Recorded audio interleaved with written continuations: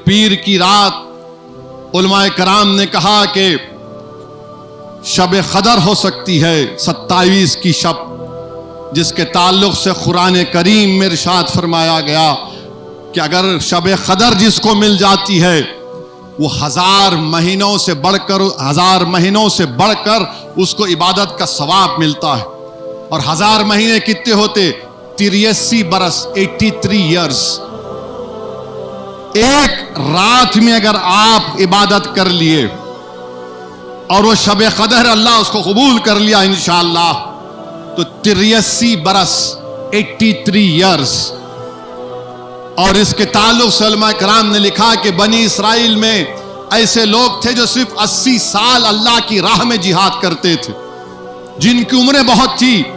رسول اللہ صلی اللہ علیہ وسلم کے دل میں خیال آیا کہ میری امت کی تو عمر کم ہے، وہ کیسے میرے رب کو راضی کریں گے؟ اللہ نے جبریل امی کو بھیجا اور کہا اِنَّا أَنزَلْنَاهُ فِي لَيْلَةُ الْقَدْرِ کا سورہ نازل کر دیا کہ جو اس میں عبادت کرتا ہے اور جس خوش قسمت کو شب قدر مل جاتی ہے، اللہ سبحانہ و تعالی فرشتوں کو نازل کرتا ہے، جبریل امی آتے ہیں اور جس جگہ پر لوگ بیٹھ کر اللہ کا ذکر کرتے ہیں وہاں پر آ کر دعا کرتے ہیں ان لوگوں کے لیے، مصافحہ کرتے ہیں، ملتے ہیں ان لوگوں سے۔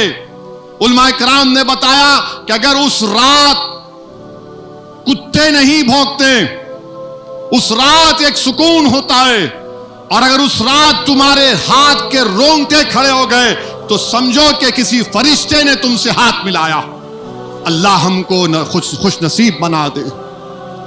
میرے عزیز دوستوں اور بزرگوں، رسول اللہ صلی اللہ علیہ وسلم کی حدیث شریف ہے کہ فرشتے آئیں گے، ان محفلوں کو دیکھیں گے جہاں پر اللہ کا ذکر ہو رہا ہے، دعا کر رہے ہیں، قرآن کی تلاوت ہو رہی ہے، اور جب وہ جا کر اللہ کو بتائیں گے تو اللہ کہے گا فرشتوں بتاؤ کیا میرے وہ بندے جنت کو دیکھے؟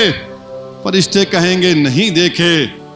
تو اللہ فرماتا ہے اپنی شان کے مطابق کہ اگر وہ دیکھتے تو کیا ہوتا؟ پھر اللہ فرمائے گا کہ بتاؤ کیا انہوں نے میری جہنم کو دیکھا؟ تو بولیں گے نہیں دیکھے۔ اللہ سبحانہ و تعالیٰ فرماتا ہے کہ تم گواہ رہنا، میں نے ان تمام کی بخشش اور مغفرت کر دی جو میری رضا کے لیے، جو اپنی مغفرت کے لیے اور اپنی بخشش کے لیے مجھ سے بھیک مانگ رہے تھے۔ میرے عزیز دوستوں اور بزرگوں، اللہ کو راضی کرو، رو کر آنسوؤں سے راضی کرو۔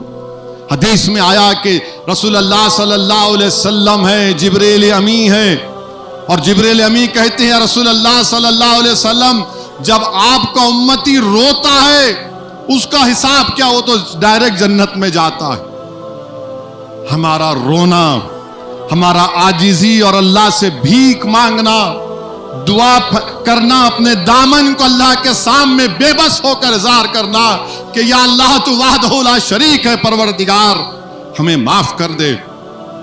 اور جو ہاتھ اللہ کی بارگاہ میں اٹھتے ہیں اللہ کو حیا آتی ہے اس کو خالی لوٹانے سے۔ تو میرے عزیز دوستوں اور بزرگوں، ہم کو کثرت سے دعا کرنا ہے۔